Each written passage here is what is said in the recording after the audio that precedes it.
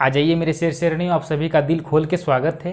मेरे शेर शेरनियों, जैसे कि हम लोग पिछला क्लास में देखे थे कि पार्टनरशिप क्या होता है और पार्टनरशिप की विशेषताओं पर वर्णन किए थे, और हम लोग साझेदारी संलेख को देखे कि साझेदारी संलेख क्या होता है, पार्टनरशिप डीड क्या होता है।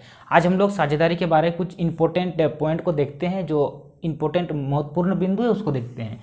जैसा कि हम बताए थे कि साझेदारी के लिए कम से कम 2 व्यक्ति चाहिए। तो आप लोगों का मन में एक सवाल आ रहा होगा कि सर मिनिमम तो ठीक है 2 है, लेकिन मैक्सिमम कितना हो सकता है? तो मैक्सिमम 50। तो साझेदारी हम लोग मैक्सिमम साझेदारी में अधिकतम 50 साझेदार हो सकते हैं। ठीक है, कम से कम 2, मिनिमम की बात करें तो मिनिमम 2 और मैक्सिमम की बात करें तो मैक्सिमम 50 से अधिक नहीं। और अगर 50 से भी अधिक है तो उसको हम लोग उस साझेदारी को हम लोग यहाँ पर अमान्य मानते हैं, उसको हम लोग अच्छा साझेदारी नहीं बोलते हैं, है ना। यानी कि मिनिमम हम लोगों को 2 पार्टनर चाहिए और मैक्सिमम 50 पार्टनर चाहिए। ठीक है, अब हम लोग बात करते हैं कि एक आदर्श साझेदारी के मूल तत्व क्या क्या होते हैं। इसमें तो हम लोग देखें कि कम से कम 2 चाहिए और अधिकतम 50 से अधिक नहीं। ठीक है, अब हम लोग चर्चा करते हैं कि साझेदारी के मूल तत्व बातों को ध्यान में रखना पड़ता है साझेदारी के लिए, एक आदर्श साझेदारी के लिए। ठीक है, एक आइडियल पार्टनरशिप के लिए। तो देखिए, सबसे पहला है साझेदारी का सबसे पहला बिंदु है पारस्परिक भरोसा। देखिए, पारस्परिक भरोसा का मतलब है कि जितने भी पार्टनर हैं, मान लेते हैं कि एक्स, वाई और जेड 3 को पार्टनर है, तो इन लोगों का एक दूसरे पर भरोसा होना चाहिए, है ना। जैसे कि एक्स भी वाई जेड पर भरोसा करे, वाई भी एक्स और जेड पर भरोसा करे, जेड भी एक्स और वाई पर भरोसा करे, मतलब एक दूसरे पर भरोसा होना चाहिए। ठीक है, दूसरा पॉइंट, व्यवहार में ईमानदारी। इन लोगों को ईमानदारी दिखाना है, बेईमानी नहीं। बेईमानी अगर करेगा तो पार्टनरशिप नहीं चल सकता है, अधिक दिन तक पार्टनरशिप चल नहीं सकता है। तो यानी कि इन लोगों को व्यवहार में ईमानदारी रखना है। अगला पॉइंट, साझेदारी संलेख का सम्मान, यानी पार्टनर लोग जो भी पार्टनरशिप डीड बनाया है उसका सम्मान करना चाहिए। जिस प्रकार हम सब भारतीय हम लोग अपना संविधान का सम्मान करते हैं, उसी प्रकार से पार्टनर लोगों के लिए जो उन लोगों का संलेख पालन करना चाहिए। ठीक है, और उसके बाद देखिए, सही एवं उचित लेखे। जो भी लेखा जोखा होगा वह सही होना चाहिए और उचित होना चाहिए, है ना।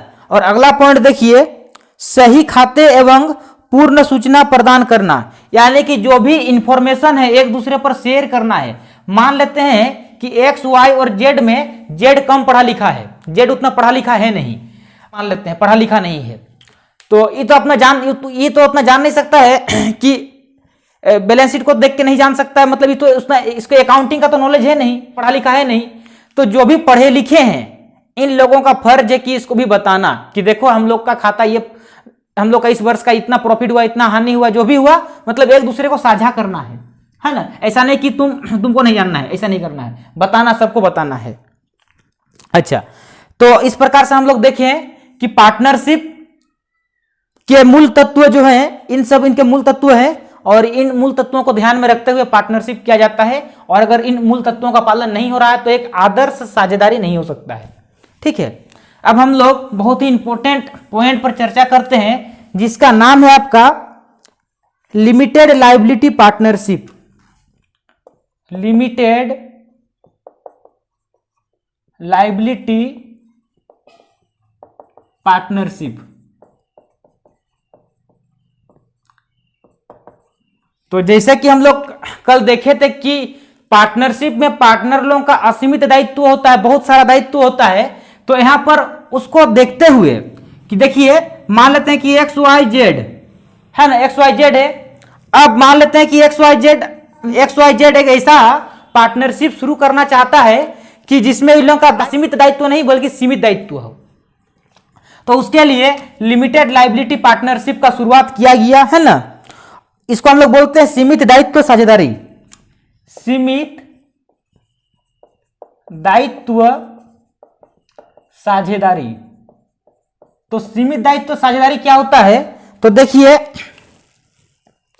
एक ऐसा साझेदारी जिसमें साझेदारों का दायित्व सीमित हो, एक ऐसा साझेदारी जिसमें साझेदारों का दायित्व सीमित हो उसे सीमित दायित्व साझेदारी कहते हैं। ठीक है। अच्छा, अब हम लोग बात करते हैं कि इसके क्या क्या महत्वपूर्ण बिंदु हैं, इसके कौन कौन से मूल तत्व हैं। इन मूल तत्वों को हम लोग को ध्यान में रखना होगा। ठीक है, तो देखिए पहला जो तत्व है इसका पहला, सीमित दायित्व साझेदारी की अवधारणा का जन्म सीमित दायित्व साझेदारी अधिनियम 2008 के पारित होने पर हुआ है। देखिए ये जो सीमित दायित्व वाला साझेदारी है इसका जन्म साझेदारी अधिनियम 2008, बहुत इंपॉर्टेंट है, सीमित साझेदारी अधिनियम 2008, वेरी वेरी इंपॉर्टेंट, इसके तहत में आया है। ठीक है। अच्छा, अब बात करते हैं कि सीमित दायित्व साझेदारी की विशेषता क्या क्या होती है। तो हम लोग इसके विशेषताओं पर वर्णन करते हैं वन बाय वन। तो देखिए सबसे पहला विशेषता, अच्छा शॉर्टकट में हम लोग इसको लिमिटेड लायबिलिटी पार्टनरशिप को शॉर्टकट में हम लोग LLP कहते हैं। और बहुत बार इसका फुल फॉर्म भी पूछा गया है, और खास करके भाइवा में, जब भाइवा होता है तो भाइवा में इसका फुल फॉर्म पूछा जाता है। तो आप लोग इसको भी याद रखिएगा, LLP का full form limited liability partnership होता है। ठीक है, अब हम लोग इसके विशेषताओं का वर्णन करते हैं। तो देखिए इसका सबसे पहला विशेषता है कि LLP के नाम का अनुमोदन कंपनी के रजिस्टर्ड द्वारा किया जाता है, यानी जो कंपनी का रजिस्टर्ड होता है वह इसका अनुमोदन करता है। ठीक है। दूसरा पॉइंट, LLP का जन्म साझेदारों द्वारा किए जाने वाले समझौता के साथ होता है जो उनके कर्तव्यों एवं उत्तरदायित्वों तथा लाभानी अनुपात को परिभाषित करता है। देखिए इसमें यह कहा जा रहा है कि LLP का जन्म जो है साझेदारों द्वारा किए जाने वाले समझौता, यानी कि जो भी पार्टनर लोग, मान लेते हैं कि XYZ है, XYZ ने जो भी लोग समझौता किया है, जो भी उन लोगों का एग्रीमेंट हुआ है, तो उसको ये डिफाइन करता है कि कितना कर्तव्य है और कितना उन लोगों का दायित्व है, उत्तरदायित्व है, इसको ही परिभाषित करता है। ठीक है। अगला पॉइंट देखिए, एग्रीमेंट पेपर को कंपनी रजिस्टर्ड के पास फाइल कराना पड़ता है, यानी LLP का जो भी उसका पेपर है उस पेपर को कंपनी रजिस्टर्ड के पास क्या कराना पड़ता है, फाइल कराना पड़ता है। ठीक है। अगला पॉइंट देखिएगा, साझेदारों के दायित्व उनकी पूंजी तक सीमित रहती है, बहुत इंपॉर्टेंट। देखिए नाम में ही, इसका नाम में ही है कि सीमित दायित्व साझेदारी, यानी कि मान लेते हैं XYZ है और भी बहुत सारे रह सकते हैं पार्टनर, है ना, तो इन लोगों का दायित्व कितना रहेगा, तो इन लोगों का दायित्व, इन लोगों का लायबिलिटी उतना रहेगा जितना उन लोगों का कैपिटल है। ठीक है, जितना कैपिटल उतना ही लायबिलिटी होगा। यह सबसे बड़ा खासियत है कि जिस पार्टनर का जितना पूंजी उसका उतना ही दायित्व। ठीक है। अगला पॉइंट, कम से कम 2 व्यक्ति को निर्दिष्ट व्यक्ति के रूप में नियुक्त किया जाना चाहिए, जिनमें से एक साझेदार का होना आवश्यक है। देखिए इसमें क्या है कि 2 व्यक्ति, कम से कम 2 व्यक्ति को निर्दिष्ट व्यक्ति के रूप में होना चाहिए, लेकिन उसमें से एक जन पार्टनर होना जरूरी है ना। उसके बाद देखिए, सीमित दायित्व साझेदारी को प्रत्येक वर्ष कंपनी रजिस्टर्ड के पास शोधन क्षमता पत्र अवश्य ही फाइल कराना पड़ता है, यानी लिमिटेड लायबिलिटी पार्टनरशिप में क्या कराना पड़ता है, इसमें कराना पड़ता है प्रत्येक साल अपना जो सॉल्वेंसी सर्टिफिकेट है। सॉल्वेंसी सर्टिफिकेट का मतलब कि हम अपना ऋण अदा कर सकते हैं, एक ऐसा सर्टिफिकेट जिसमें यह बखान रहे कि हम अपना दायित्व का भुगतान कर सकते हैं, हम उतना कैपेबल हैं कि हम अभी अपने दायित्व का भुगतान कर सकते हैं, उसको बोलते हैं सॉल्वेंसी सर्टिफिकेट। तो इस सॉल्वेंसी सर्टिफिकेट को जो रजिस्टर्ड है उसके पास फाइल कराना पड़ता है। तो इत्यादि इसके विशेषता है। और अब हम लोग इसमें बहुत कुछ देखें। देखिए थ्योरिकल पार्ट है, इसके थ्योरी जो भी आप लोगों को स्लाइड में दिख रहा है, इन स्लाइड को नोट कीजिए। सबसे बड़ी बात है कि इसका स्लाइड नोट कीजिए, क्योंकि देखिए जब भी आप लोगों को एग्जाम में पूछा जाएगा तो आप लोगों को स्लाइड में जो लिखा हुआ है उसको लिखना है, भले आप अपने भाषा में थोड़ा फेरबदल करें, लेकिन लिखना उसी को है। तो ठीक है, आज जो है सो आज के लिए बस इतना ही।